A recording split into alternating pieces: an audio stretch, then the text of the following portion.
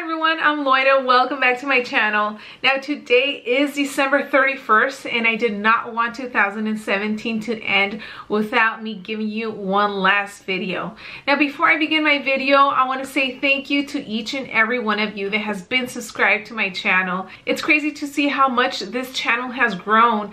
I remember in January of 2017, I was at about 7,000 or 8,000 subscribers, and right now we're getting close to 19,000. So to all of you guys out there that have watched my videos, that have shared them, commented, liked, thank you so much from the bottom of my heart. I am so grateful because I know that many of you have learned so much from me, and maybe you have been motivated and inspired to continue your journey in real estate when perhaps in the past you were thinking about quitting or thought that you were never going to be successful. So on to this video, I actually wanted to share with you some things that I learned in 2017 while being a real estate agent. I'm sure that many of these you will be able to relate to, and if you're brand new or if this year you're going to be getting your license, these are some of the things that you definitely want to watch out for and prepare yourself for, because it might throw you off. And some of these things are so common that you would think it's common sense, but it's really not. So first of all, if you've been watching me, you know that I cold call. I've done many interviews where I talk about cold calling FSBOs and expireds. And one thing that I noticed this year that happened so much more than before, and it's probably because I've called more numbers this year than I did last year, is that people just don't listen. You ask them a question and they answer you something completely irrelevant to what you just asked. For example, I cold call for sale by owners, and in my opening line I ask, I wanted to find out what I could do to help you. And immediately the response that I get 80 to 90% of the time is, oh, I'm not interested. And to me it's like, okay, you're not interested, however you still did not answer my question. So for all of you watching out there, prepare yourself for the knee-jerk response that people will give you. You'll ask them one thing and they'll answer something completely irrelevant to what you just asked. And this happens for sale by owners, expireds, people that you cold call. You may ask, who do you know that's thinking about buying or selling in the next few months? And they'll answer, oh, I'm not interested.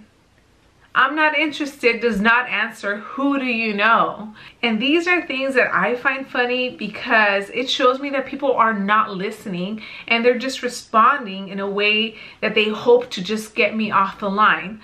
But I just ask the question again, and sometimes you'll have to ask the question 2 or 3 times so that they see that you're actually asking a question that they're not answering. Hopefully this all makes sense to you. But yeah, just prepare yourself for when you ask those questions and people completely avoid it or answer something completely different than what you just asked. Another thing that I learned this year is that you may do whatever it takes for your client, bend backwards to make sure that it's a smooth transition, that they get their terms and their price. And at the end of the day, your client is not going to be grateful for any of the things that you did. It's crazy, right? You would think that somebody would be happy and say, thank you so much for getting me my asking price and all of the terms and selling my home as is, even though it needed a lot of repairs. Yeah, I had a situation like that this year where my client was completely unrealistic in so many things, yet I got them exactly what they wanted, the price that they wanted, the terms that they wanted, and at the end of the day, all I got was yelled at and cussed at to the point that I blocked their phone numbers. Yes, you heard me. I blocked these people's phone numbers because I would never in a million years want to ever hear from them or work with them again. And you know what the funny part is, that they were a listing. We sold their home for the asking price. They were going to be purchasing, but because of that situation and just how disrespectful they were, as soon as we closed escrow on their property, I blocked their phone numbers, and good luck to them. I have no idea if they bought, but that's the type of person that I am. You do not disrespect me or my team, because at the end of the day, we have standards and we'd rather have that client go and find somebody else that's going to stoop to their level and not us to be disrespected yet again. So that's something to keep in mind. You're probably gonna, at one point in your career, have those crazy clients that you do whatever it takes and you close the deal, yet they're never gonna be happy and they're miserable and In this case, it was a divorce situation, so I'm pretty sure that also affected their mood. But at the end of the day, you know, we delivered a result and that's how we were treated. No thank you, we'll pass on your business to somebody else. Another thing that I learned this year is that even if you think that the deal is not going to go through and you've exhausted all of the options possible, if it's meant to be, that deal is going to happen. And when you least expect it, people are going to start cooperating when they see that they have to get moving. So earlier this year, I had another case. I feel like I've dealt with a lot of crazy people this year where the tenants were not cooperating at all.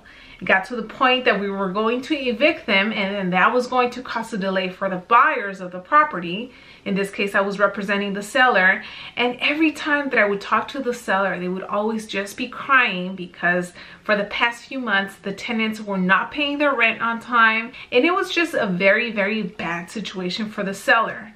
And again, the tenants were not cooperating until the last moment when we literally had hired an eviction company to go and pretty much get the ball rolling to evict them, that the tenants started to cooperate with me.